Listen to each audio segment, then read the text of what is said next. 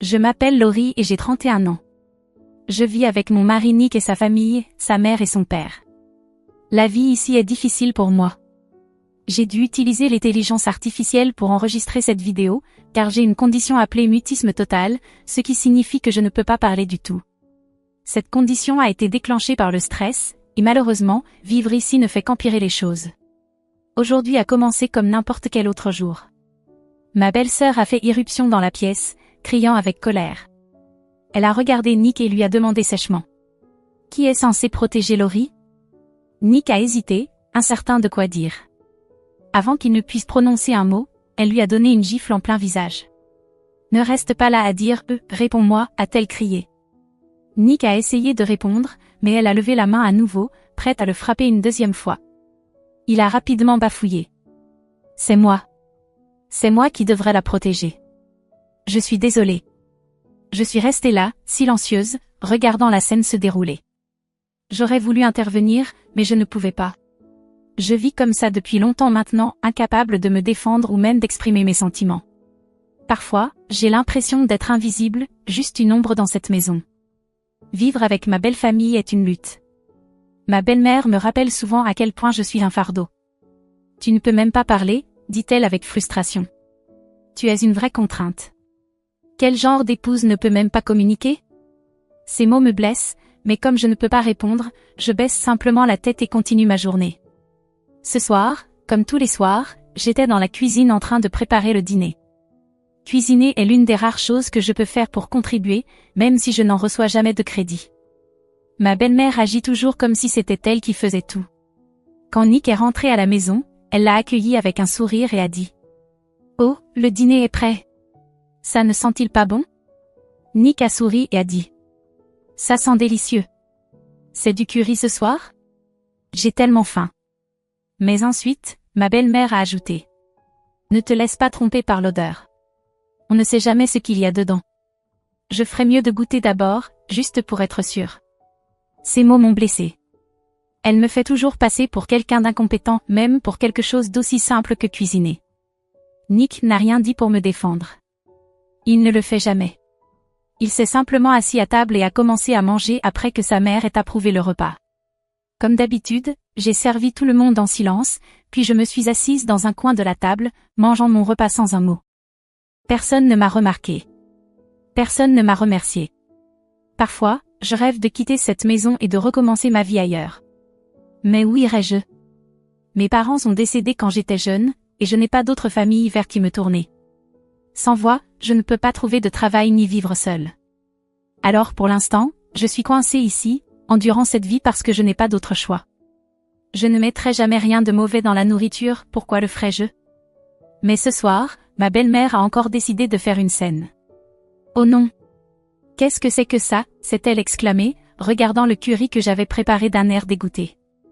Qu'est-ce qui ne va pas avec? A demandé Nick, inquiet. C'est immonde. Nick, ne mange pas ça, a-t-elle crié avant de jeter toute son assiette de curry dans l'évier. Mais elle ne s'est pas arrêtée là, elle a attrapé toute la marmite de curry et l'a vidée dans l'évier aussi. Je suis restée figée, regardant, impuissante. Elle s'est tournée vers moi avec un regard tranchant. C'est quoi cette tête? Tu essaies de me dire que j'ai tort, a-t-elle craché. Cette nourriture est horrible. Évidemment, personne ne devrait manger un truc pareil. Puis elle a soupiré théâtralement et a dit. Pauvre Nick, devoir supporter une femme qui cuisine si mal. J'aimerais qu'elle cuisine bien, comme moi. Nick avait l'air contrarié. Maman, j'avais faim. Tu ne devrais pas gaspiller de la nourriture comme ça. Elle a ignoré sa frustration et a répondu d'un ton mielleux. Oh, je sais, tu es un si bon garçon, Nick, mais ce n'est pas ma faute. C'est celle de Laurie. C'est elle qui a gaspillé toute la nourriture en préparant quelque chose d'aussi infect. Ces paroles m'ont blessée. Moi, j'ai gaspillé la nourriture? Ai-je pensé? Comment peut-elle me blâmer alors que c'est elle qui l'a jetée? Puis elle a soudainement tapé des mains, comme si une brillante idée lui était venue.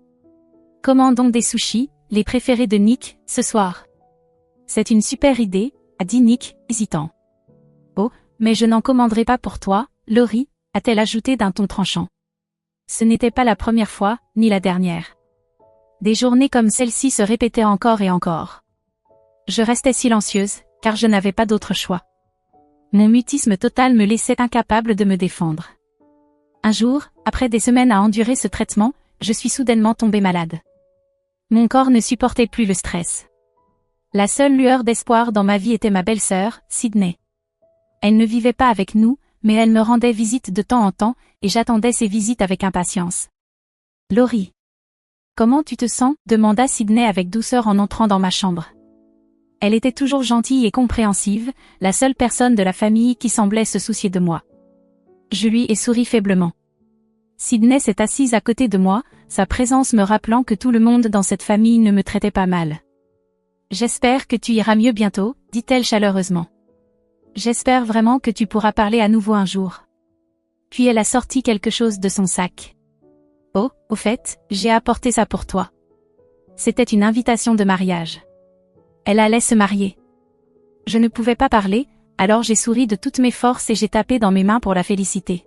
« Merci, Laurie, » dit-elle en souriant. « J'ai rencontré un homme merveilleux au travail. Je veux vraiment que tu viennes au mariage. Assure-toi d'être là, d'accord ?» Ces mots m'ont profondément touchée. Sydney avait pris le temps de venir me donner cette invitation en personne, et elle voulait sincèrement que je fasse partie de son grand jour. Ce soir-là, cependant, ma belle-mère était furieuse en l'apprenant. Bien sûr, nous serions invités au mariage de Sydney, fulmina-t-elle. Mais pourquoi diable inviterait-elle Laurie? Ça n'a aucun sens. J'ai entendu ces paroles depuis ma chambre, et elles m'ont blessée autant que toutes les autres choses qu'elle avait dites sur moi. Même un moment heureux comme celui-ci ne pouvait pas échapper à sa cruauté. Mais peu importe ce qu'elle disait, j'avais décidé d'aller au mariage. Pour une fois, je voulais me sentir incluse et faire partie de quelque chose de spécial. La gentillesse de Sydney me rappelait que tout le monde ne me voyait pas comme une moins que rien. J'imagine que c'est parce qu'elle est ma femme, dit Nick en haussant les épaules. Mais elle n'était pas obligée d'être invitée, intervint ma belle-mère d'un ton tranchant. Ce n'est pas parce qu'ils sont de la même famille qu'ils doivent tous venir. N'est-il pas normal d'inviter seulement les personnes importantes? Nick hocha la tête, approuvant ses paroles. Ouais, je suppose. Elle est juste trop gentille, c'est ça le problème.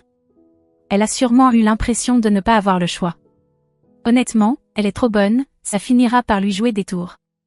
Contrairement à ma belle-mère et à mon mari, Sydney, ma belle-sœur, n'était rien comme eux. Elle était gentille et attentionnée, plus proche de mon beau-père, qui était un homme calme et juste. Elle m'avait toujours traité avec respect, et pour cela, je lui étais reconnaissante. Le jour du mariage de Sydney arriva enfin. J'étais impatiente de célébrer cette journée si spéciale pour elle. Mais alors que j'étais dans la salle de bain, ma belle-mère et Nick partirent sans moi. Quand je sortis, je réalisai qu'ils étaient déjà partis. Ils n'avaient même pas pris la peine de me prévenir. Mon cœur se serra. Je ne comprenais pas pourquoi ils me traitaient ainsi, surtout un jour aussi important. Assise en silence, une pensée me traversa l'esprit, pourquoi est-ce que je m'accrochais encore à eux? Ma maladie, le mutisme total, m'avait fait croire que j'avais besoin d'eux pour survivre. Mais peut-être que ce n'était pas vrai. Il existait des centres d'aide et des associations pour les personnes en situation de handicap. Peut-être que je pouvais trouver un emploi, même sans pouvoir parler. Oui. Je vais demander le divorce. Cette idée m'apporta un immense soulagement. Je ne pouvais plus continuer à vivre ainsi, à subir leur cruauté quotidienne. Mais avant de quitter cette famille toxique pour de bon, je voulais assister au mariage de Sydney. Elle avait été si bonne avec moi, je ne pouvais pas manquer son grand jour. Déterminée, je pris mon sac et me dirigeai vers la gare. Une fois arrivé, je pris un taxi. J'écrivis l'adresse du lieu du mariage sur mon téléphone et la montrai au chauffeur. Il hocha la tête et démarra. Quand j'arrivai, je m'installai discrètement parmi les invités. Dès que ma belle-mère me vit, son visage se crispa d'agacement. Elle leva les yeux au ciel, et Nick laissa échapper un petit rire moqueur. « Qu'est-ce que tu fais là ?» siffla-t-elle. Je la regardai en silence, incapable de répondre. « Qu'est-ce que c'est que ce regard ?» s'énerva-t-elle. « Tu ne peux pas parler, alors maintenant tu me fais la tête? Tu as vraiment un sale caractère. Tu n'étais même pas censé être là, c'est pour ça qu'on t'a laissé derrière, et pourtant te voilà en train de gâcher la journée. Quelle plaie !» Avant qu'elle ne puisse continuer, un membre de la famille intervint. « Oh, ça suffit. Elle est là maintenant. Concentrons-nous sur le mariage de Sydney et sur son bonheur. Regardez, la cérémonie va commencer. » J'ignorais les paroles cruelles de ma belle-mère et me concentrais sur la véritable raison de ma présence, Sydney. Elle était magnifique dans sa robe de mariée, son visage rayonnant de bonheur. La voir si radieuse me fit sourire. C'était son jour, et je ne laisserais personne le gâcher, pas même mes beaux-parents. Assise là, je pris ma décision. Ce serait la dernière fois que j'endurerais leur méchanceté. Après le mariage, je ferai tout pour reconstruire ma vie, une vie où je pourrais enfin trouver la paix et la dignité. Mais pour l'instant, je mis ces pensées de côté et me concentrai sur la joie de Sydney. Son bonheur en valait la peine. Alors que j'observais ma belle-sœur tout au long de la cérémonie, je ne pus m'empêcher de l'admirer. Elle était si belle et épanouie que, pendant un instant, j'en oubliais ma belle-mère et mon mari. La chaleur et la joie qui remplissaient la pièce me firent me sentir bien, même si ce n'était que pour un court instant. Après la cérémonie aux chandelles, une courte pause eut lieu, et j'en profitai pour approcher Sydney. Je lui souris et tapai doucement dans mes mains pour lui montrer mon admiration. Elle me remarqua immédiatement et me rendit mon sourire avec chaleur. « Laurie, merci beaucoup d'être venue aujourd'hui, dit-elle avec bienveillance. » Je pris mon téléphone et écrivis un message avant de le lui montrer. Elle le lut et hocha la tête avec enthousiasme. « Bien sûr. Prenons une photo ensemble, dit-elle avec une voix pleine d'excitation. Sydney est une personne tellement gentille et compréhensive. Elle n'a pas besoin que je parle pour savoir ce que je ressens, elle semble toujours me comprendre parfaitement, même sans mots. Sa chaleur et son empathie sont des choses que j'ai rarement connues dans cette famille. Cela me rendait heureuse de partager ce moment avec elle. Alors que nous discutions, quelques-uns de ses amis vinrent à notre table. Je m'inclinai poliment et retournai à ma place, ne voulant pas accaparer son temps. Mais à peine assise, ma belle-mère apparut devant moi, un verre de vin à la main. Elle me fixa droit dans les yeux puis, sans prévenir, renversa le verre à l'envers sur ma chaise. Je la regardai, choquée. Que fait-elle? Elle esquissa un sourire narquois et dit d'un ton moqueur, « Oh non, j'ai renversé mon vin. » Quel dommage. On dirait qu'il n'y a plus de siège pour toi. Tu ferais mieux de rentrer chez toi. Avant que je puisse réagir, des employés du mariage se précipitèrent pour m'apporter une nouvelle chaise, mais ma belle-mère les arrêta d'un geste de la main. Inutile. Elle part de toute façon. Retournez à vos autres tâches, dit-elle froidement. Mon mari se tenait non loin, riant doucement. Il ne fit rien pour l'arrêter ni pour me défendre. Je me sentis humiliée et en colère. Tout ce que je voulais, c'était célébrer cette journée spéciale pour Sydney, c'était la seule raison de ma présence. Je réalisais que j'avais fait ce que j'étais venue faire, et qu'il n'y avait plus aucune raison de rester. Je leur tournai le dos et me dirigeai vers la sortie. Avant que je puisse partir, je sentis une main attraper mon bras. Je me retournai et vis Sydney, son visage rempli d'inquiétude. « Attends une minute, dit-elle doucement. » En voyant l'expression désespérée dans ses yeux, je ne pus retenir mes larmes. Elles commencèrent à couler sans que je puisse les arrêter. « C'est bon, dit-elle en me prenant dans une étreinte réconfortante. Je suis tellement désolée, Laurie. Je n'avais pas réalisé ce qui se passait avant. » Elle me relâcha et se tourna vers ma belle-mère et Nick. Son expression changea, passant de douce à furieuse. Puis, sans hésitation, elle gifla Nick violemment. « Nick, tu es censé protéger Laurie, » cria-t-elle. Nick bégaya, peu. Mais Sydney ne le laissa pas finir. Elle le gifla encore. « Ne t'avise même pas de dire « Réponds-moi. Qui est censé protéger Laurie ?» Nick baissa la tête, la voix tremblante.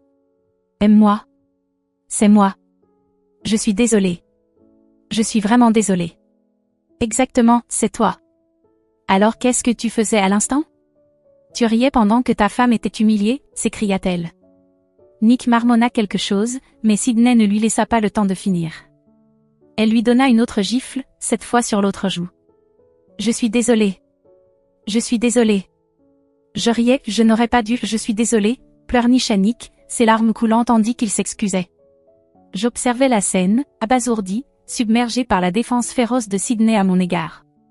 Pour la première fois, quelqu'un prenait ma défense dans cette famille, et cela me donna le courage de croire que je méritais mieux. Je ne pus m'empêcher de rire légèrement en voyant ma belle-sœur réprimander sans relâche Nick et ma belle-mère. Mais si, pour moi, la scène était presque amusante, Sydney, elle, était on ne peut plus sérieuse. Elle n'était pas simplement en colère, elle me défendait d'une manière que personne ne l'avait jamais fait. Chaque mot qu'elle prononçait, elle le disait pour moi, et je lui en étais profondément reconnaissante. Elle exprimait tout ce que j'avais gardé en moi depuis si longtemps, tout ce que je ne pouvais pas dire moi-même. Je ne pouvais pas élever la voix, encore moins lever la main contre mes beaux-parents. Mais Sydney, elle, n'avait aucune de ces limites. Elle n'hésitait pas. Nick tenta d'alléger l'atmosphère. « Allez, ce n'est pas la peine d'être si en colère, dit-il avec un rire nerveux. Je plaisantais un peu, pas vrai, Laurie ? Je le fixais sans réagir. Plaisanter ? Comment pouvait-il appeler ça une plaisanterie ? La voix de Sydney coupa net la tension. Plaisanter ? Laurie ne peut même plus parler à cause de vous deux. Est-ce que vous avez seulement réfléchi à ce que vous lui avez fait ? Ma belle-mère me lança un regard noir, comme si elle me défiait de parler. Évidemment, je ne le pouvais pas. Mais Sydney ne la laissa pas s'en tirer si facilement. Sydney rit amèrement. Ne tente même pas de jouer la victime. C'est évident que vous êtes responsable. Regardez la situation, c'est entièrement votre faute. Et maintenant, vous essayez de faire comme si de rien n'était ? Vous êtes tous les deux horribles. Puis, elle se tourna vers moi, adoucissant son ton. Laurie, je vais te trouver une nouvelle chaise. S'il te plaît, reste jusqu'à la fin de la cérémonie. Je vais m'occuper de ces deux-là. Fidèle à sa parole, Sydney demanda au personnel du mariage d'escorter ma belle-mère et Nick hors du lieu de réception. Je suis désolée pour cette interruption, dit-elle aux invités, d'une voix calme mais ferme. Maintenant que les fauteurs de troubles sont partis, profitons tous du reste de la cérémonie. Je ne retournai pas à la maison après le mariage. Sydney agit rapidement, avant la fin de la journée, elle avait déjà pris des dispositions pour moi. Elle contacta un agent immobilier qu'elle connaissait et me trouva un appartement. C'était un logement d'entreprise lié aux affaires de son mari, et elle me l'offrit sans loyer. Après avoir confirmé ma décision, je lui dis que je voulais divorcer. Elle n'hésita pas à me soutenir. Elle me trouva un avocat et m'aida à chaque étape du processus. Grâce à elle, le divorce se déroula sans encombre. Sydney s'assura aussi que j'obtienne ce que je méritais, elle insista pour que Nick et ma belle-mère me versent une pension alimentaire. Selon l'avocat, ils durent payer plus que la somme habituelle, car leurs actions étaient directement responsables de ma maladie. Leur maltraitance m'avait causé tant de tort, et Sydney fit en sorte qu'ils en paient le prix. Pendant des mois après le divorce, ma vie a commencé à changer pour le mieux. Bien qu'il n'existe aucun remède pour ma condition, mes symptômes sont devenus plus faciles à gérer. Sans le stress constant et la cruauté de ma belle famille, j'ai commencé à guérir, à la fois physiquement et émotionnellement. Sydney ne m'a pas seulement sauvée d'un environnement toxique, elle m'a offert une nouvelle chance dans la vie. Je lui serai toujours reconnaissante d'avoir été à mes côtés quand personne d'autre ne l'était. Grâce à elle, je suis enfin libre de vivre ma vie comme je l'entends. Je ne sais pas quand mes symptômes reviendront, mais pour l'instant, je me sens libre. La principale source de mon stress, mon mari et ma belle-mère, ne fait plus partie de ma vie. Maintenant qu'ils sont partis, j'espère que ma maladie ne refera jamais surface. Ils ont voulu me voir pour s'excuser, mais j'ai refusé. Je ne veux plus jamais voir leur visage ni entendre leur voix. Ils m'ont causé trop de souffrance, et j'ai décidé d'avancer sans eux. Laurie, tu es prête ? M'appela ma belle-sœur Sydney. Oui, je suis prête, sœur, répondis-je en hochant la tête. D'accord, allons-y, dit-elle avec un sourire. Je commence un nouveau chapitre de ma vie avec Sydney et son mari. Ils m'ont offert une opportunité incroyable. Je pars m'installer à New York pour travailler comme nounou et assistante pour leur famille. Sydney est enceinte de 4 mois, et une fois que le bébé sera né, elle prévoit de reprendre le travail. Elle avait besoin de quelqu'un en qui elle pouvait avoir confiance pour l'aider avec le bébé, et elle m'a proposé ce poste. J'ai accepté sans hésiter. La gentillesse de Sydney a changé ma vie, et je suis ravie de pouvoir la soutenir, elle et sa famille grandissante. Je vais m'assurer que tu sois enregistrée comme employée dans l'entreprise de mon mari, m'avait-elle dit lorsque nous avons parlé de ce projet. Comme ça, nous pourrons faire la demande de ton visa en temps voulu. Merci infiniment, avais-je répondu, submergée par la gratitude. En y repensant, je n'aurais jamais imaginé que ma vie prendrait un tel tournant. Il y a encore quelques mois, je me sentais piégée et sans espoir. Aujourd'hui, je ressens de l'excitation pour l'avenir. J'ai hâte de commencer cette nouvelle aventure, et pour la première fois depuis longtemps, je me sens heureuse. Sydney me parle souvent de l'horreur qu'a été ma belle-mère. Cette femme est purement diabolique, Laurie. Elle t'a poussé si loin que tu ne pouvais même plus parler. Et Nick, qu'il est pathétique, à rester là et à rire pendant qu'elle te maltraitait. Elle a raison. La cruauté de ma belle-mère et l'échec de mon mari à me défendre m'ont brisé. Mais la gentillesse et le soutien de Sydney m'ont aidé à me reconstruire. Je lui en serai éternellement reconnaissante. Sans elle, je ne sais pas où je serais aujourd'hui. Alors que nous nous préparons à partir, je ressens une paix que je n'avais pas connue depuis des années. La pire période de ma vie est derrière moi. Désormais, j'ai un nouveau départ et la chance de construire une vie remplie de sens et de bonheur. J'espère que tu passeras le reste de ta vie à sourire, Laurie, m'a dit un jour Sydney, ses mots pleins de chaleur et de sincérité. Je lui ai souri en retour, sentant que, pour une fois, c'était vraiment possible. Si mon histoire enseigne quelque chose, c'est que même dans les moments les plus sombres, il peut y avoir de la lumière. Parfois, il suffit d'une seule personne bienveillante pour faire la différence. Pour moi, cette personne, c'était Sydney. Je lui serai toujours reconnaissante pour son amour et son soutien. Merci d'avoir regardé. Si cette histoire vous a plu, n'hésitez pas à vous abonner à la chaîne. À bientôt.